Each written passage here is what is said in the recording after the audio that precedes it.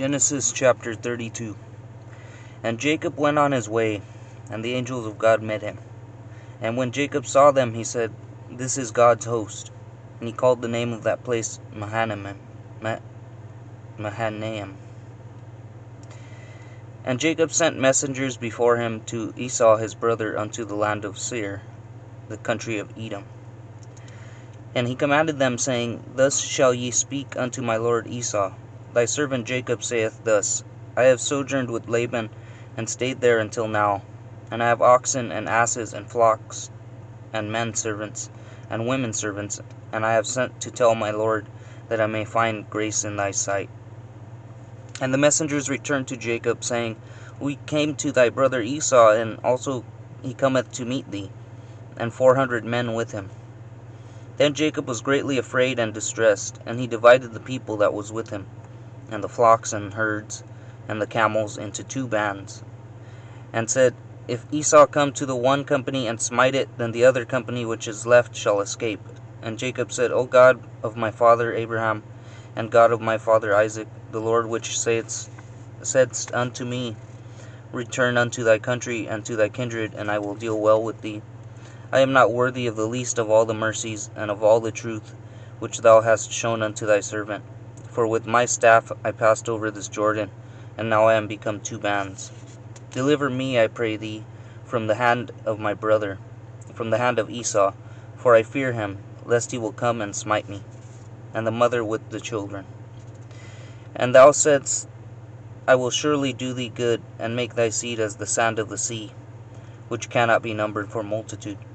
And he lodged there in that same night, and took of that which came to his hand a present for Esau his brother, 200 she-goats, and 20 he-goats, 200 ewes, and 20 rams, 30 milk camels and their colts, 40 kine, and 10 bulls, 20 she-asses, and 10 foals. And he delivered them into the hand of his servants, every drove by themselves, and said unto his servants, Pass over before me, and put a space betwixt drove and drove.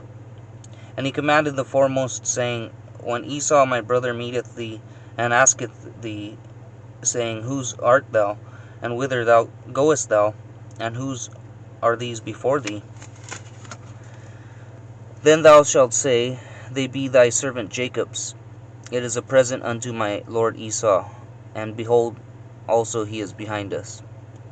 And so commanded he the second and the third, and all that followed the droves, saying, On this matter shall ye speak unto Esau when ye find him.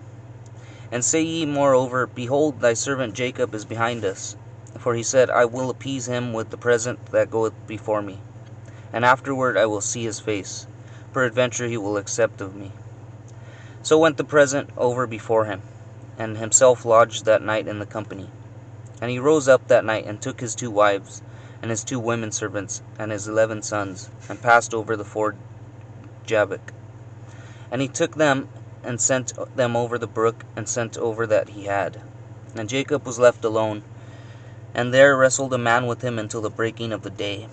And when he saw that he prevailed not against him, he touched the hollow of his thigh, and the hollow of Jacob's thigh was out of joint, as he wrestled with him.